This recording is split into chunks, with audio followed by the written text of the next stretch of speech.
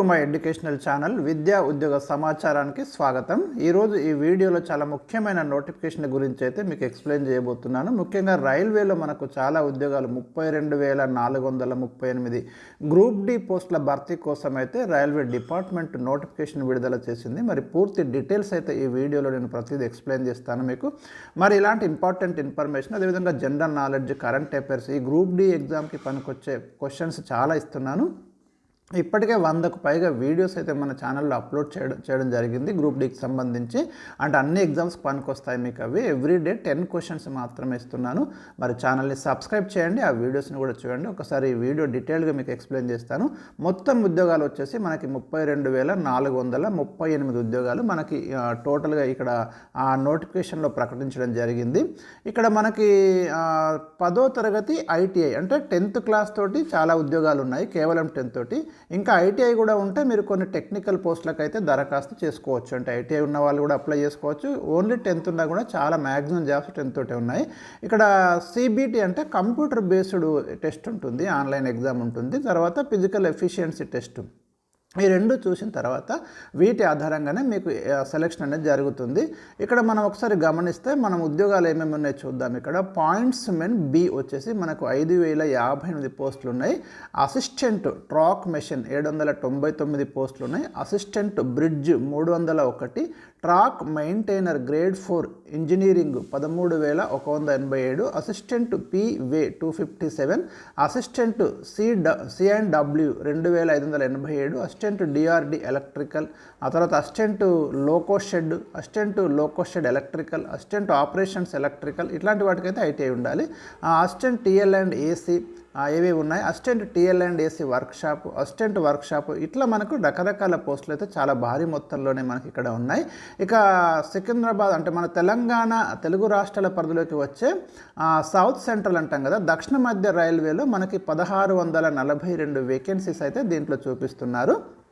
వీటిలో అసిస్టెంట్ ఎస్ఎన్టీలో 124, అసిస్టెంట్ వర్క్షాప్లో 96, అసిస్టెంట్ క్యారేజ్ అండ్ వాగన్లో 106, assistant loco shed diesel 25, assistant loco shed electrical 54, assistant operations, assistant P way, assistant TL and AC, assistant TL and AC 61, assistant track machine 86, తర్వాత assistant TRD 66, points men 209, track maintainer 691.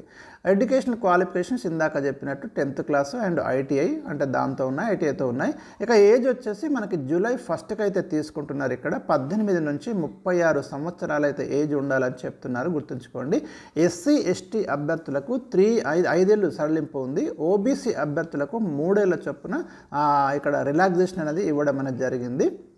ఇంకా సాధారణంగా group D పోస్టులకు వయో పరిమితి 18 to 33 ఉంటుంది. కానీ 2019 తర్వాత మరి నియామకాలు లేవు కాబట్టి 18 to 36 అయితే ఇక్కడ ఇవ్వడం జరిగింది. ఈ అవకాశం అయితే మరి ఒక మంచి అవకాశం అని అనుకోవచ్చు మనము. ఈ నోటిఫికేషన్కే ఈ రిలాక్సేషన్ అని కూడా ఇక్కడ చెప్పిండ్రు. దేశవ్యాప్తంగా మొత్తం మనకు 16 ఆర్ఆర్బీల పరిధిలో పోస్టులు ఉన్నాయి. అయితే అభ్యర్థులు తమకు ఆసక్తి ఉన్న ఆర్ఆర్బీకి మాత్రమే అప్లై చేసుకోవాల్సి ఉంటుంది. ఇది మీరు గమనించండి, అన్నిటికి కాదు. మీకు ఏ ఆర్ఆర్బీలో ఇంట్రెస్ట్ ఉందో, ఇప్పుడు సౌత్ సెంట్రల్ అనుకుంటే దానికి ఒకదానికి అప్లై చేసుకోవాలి. అదే ఆర్ఆర్బీ పరిధిలో పలు పోస్టులకి మీరు అనేక పోస్టులకు అయితే అప్లై చేసుకోవచ్చు. కాకపోతే ఎగ్జామ్ అనేది ఒకటే ఉంటుంది. తదుపరి దశలో ఫిజికల్ ఎఫిషియన్సీ టెస్ట్ను కూడా సదరు ఆర్ఆర్బీ పరిధిలో పేర్కొన్న ప్రాంతంలోనే ఉంటుంది. ఇది మీరు గమనించండి ప్రధానంగా. ఇక శాలరీ వచ్చేసి మనకి ఆర్ఆర్బీ గ్రూప్ డి పోస్టులను పే లెవెల్ 1గా పేర్కోవడంతో నెలకు 25,000 వరకు వేతనం అయితే మనకి ఇక్కడ చూపిస్తున్నారు. మూల వేతనం బేసిక్ పే 18,000 ఉంటుంది. దీంతో పాటు డిఏ, హెచ్ఆర్ఏ, టీఏ వంటి ఇతర భత్యాలు అయితే లభిస్తాయి. ఇప్పుడు 8th పే కమిషన్ కనుక ఇంప్లిమెంట్ అయితే, ఆల్రెడీ సెంట్రల్ గవర్నమెంట్ అనౌన్స్ చేసింది, అది కనుక ఇంప్లిమెంట్ అయితే డెఫినెట్గా మోర్ దాన్ 40,000 పైన శాలరీ అయితే మనకు రావడానికి అవకాశాలు ఉన్నాయి. కాబట్టి సెంట్రల్ జాబ్ మంచి శాలరీ అయితే ఉంటుంది. అంటే మనకి ఎస్ఎస్సి బేసిక్ క్వాలిఫికేషన్ తోటి ఇంత మంచి ఉద్యోగాలు పొందడం అనేది చాలా అరుదుగానే వస్తుంది. కాబట్టి దీన్ని అయితే యూజ్ చేసుకోవచ్చు. ఇక ఎంపిక ప్రక్రియ చూస్తే మనకి ఫస్ట్ అయితే ఇక్కడ కంప్యూటర్ బేస్డ్ టెస్ట్ ఉంటుంది. ఇందులో 4 పార్ట్స్ నుంచి మనకు 100 క్వశ్చన్స్ అడుగుతారు. అందులో మీరు చూడండి, జనరల్ సైన్స్ నుంచి 25 ప్రశ్నలు వస్తాయి, మ్యాథమెటిక్స్ నుంచి 25 క్వశ్చన్స్ ఉన్నాయి, జనరల్ ఇంటెలిజెన్స్ అండ్ రీజనింగ్ నుంచి 30 ప్రశ్నలు ఉన్నాయి, general awareness and current affairs నుంచి 20 క్వశ్చన్స్ ఉన్నాయి. జనరల్ సైన్స్కి 25 క్వశ్చన్స్ వస్తాయి. ఈ ఏరియాస్ నుంచి అయితే మీకు మొత్తం 4 ఏరియాస్ ఇక్కడ మీకు కనిపిస్తున్నాయి. General science, mathematics, general intelligence and reasoning, general awareness. ప్రతి ప్రశ్నకు 1 మార్క్ ఉంటుంది. మొత్తం 100 మార్కులకైతే టెస్ట్ కండక్ట్ చేస్తారు. పరీక్ష వ్యవధి వచ్చేసి మనకు 90 మినిట్స్ ఇస్తారు. ప్రతి తప్పు సమాధానానికి 1/3 నెగటివ్ మార్కింగ్ కూడా ఉంది. కాబట్టి మీరు కరెక్ట్గా తెలిస్తేనే ఆన్సర్ చేయడం అనేది బెటర్. ఇక ఫస్ట్ అయితే మనకు ఫస్ట్ పేజ్లో ఈ రిటర్న్ టెస్ట్ అయిపోయిన తర్వాత కంప్యూటర్ బేస్డ్ టెస్ట్. నెక్స్ట్ స్టేజ్లో మనకు ఏముంటుందంటే ఫిజికల్ ఎఫిషియన్సీ టెస్ట్.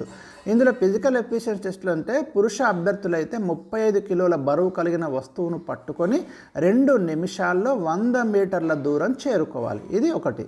అదేవిధంగా 4 నిమిషాల 15 సెకండ్ల వ్యవధిలో 1000 మీటర్ల దూరం అంటే 1 కిలోమీటర్ అయితే దూరం చేరుకోవాలి. 35 కేజెస్ బరువు కలిగిన వస్తువు పట్టుకొని 2 మినిట్స్లో 100 మీటర్ల దూరం చేరుకోవాలి.